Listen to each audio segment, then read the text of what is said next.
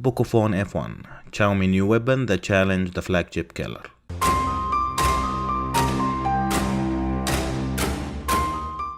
Hi everyone, this is Mutek. Today we are talking the POCOPHONE, $300 phone which carries Snapdragon 845 in its own guts. I like the black and yellow box. Inside it there is a manual and a dark grey silicone case, which is better than the light transparent cases. And the phone itself. A fast charger 3.0, USB Type-C cable, and SIM tray tool. The phone came with MIUI 9, but now upgraded to MIUI 10. The display is 6.1 inches, IPS LCD, Gorilla Glass, but they did not mention if it's Gorilla Glass 5 or what. It's Full HD 2246 by 1080, 403 ppi. The notch size is okay. Inside it there is front camera which is 20 megapixel, f2.0, the earpiece, and infrared sensor for Face ID. But the bezel around the notch is big. Also it has a big chin, especially in the curves, which is not very 2018. The height of the phone is 155.5, the width is 75.2, 8.8mm thickness, and the weight is 182 grams. The back made of plastic with a black matte finish, no more fingerprints. POCOPHONE by Xiaomi logo at the bottom. The fingerprint sensor ring is in the right place. It's engraved inside the phone, unlike the camera which is flat. This way you are not going to mix between the fingerprint sensor and the cameras. A dual camera setup with the red ring. From the outside it looks nice. The main camera is 12 megapixel f1.9 dual pixel autofocus, shooting up to 4K 30 frames per second, 1080 super slow motion up to 240 frames per second. The secondary camera is 5 megapixel f2.0.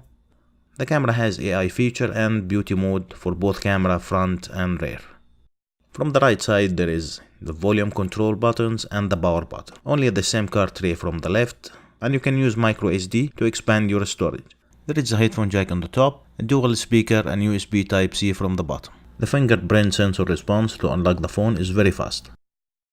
The CPU is Qualcomm Snapdragon 845 up to 2.8 GHz. The GPU is Adreno 630. The phone uses the liquid cool technology, 6 gigs of RAM, 64 gigs of internal storage. There is other versions of the phone, 6 gigs of RAM and 128 gigs of internal storage, or 8 gigs of RAM, 256 gigs of internal storage. It's available with 3 more colors: red rose, steel blue, and the armored version. The battery is 4000 mAh, with a fast charging, but is not very fast. In 30 minutes it charges only 18 to 20% from the battery, while the OnePlus 6, for example, charging 50% in 30 minutes only.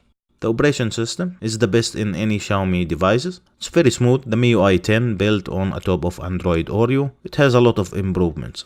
A lot of gestures also. You can adjust it by selecting one of these options. To open the camera or take a screenshot, launch Google Assistant and on the flashlight, close current app, split the screen to use 2 apps in the same time. The full display mode is not all the way up to cover the areas beside the notch like the OnePlus 6 doing. You can shift the place of back and menu button. You can hide it and use the full screen gesture. Swipe from the bottom quickly to go to home screen. Swipe from the bottom and boost to open the recent apps. Swipe from the left or the right to go back. The camera is good, it's not excellent. The phone is using the earpiece to make the stereo speaker effect. And the sound is good, but only one speaker is working. The left speaker is not firing any sound. On fire.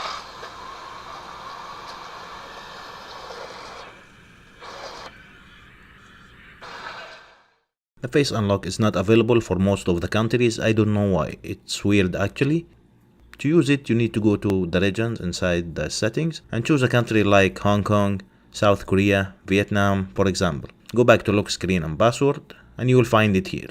It's not working with all Europe countries, United States, Canada, Middle East. It's only few countries. If you set up the Face ID and then change it back to your country, the Face ID will be removed automatically. And the face unlock is very fast. So, the phone has a good screen, a huge battery with normal fast charging, not the best. I think Xiaomi had to sacrifice a few things in order to keep the $300 price possible.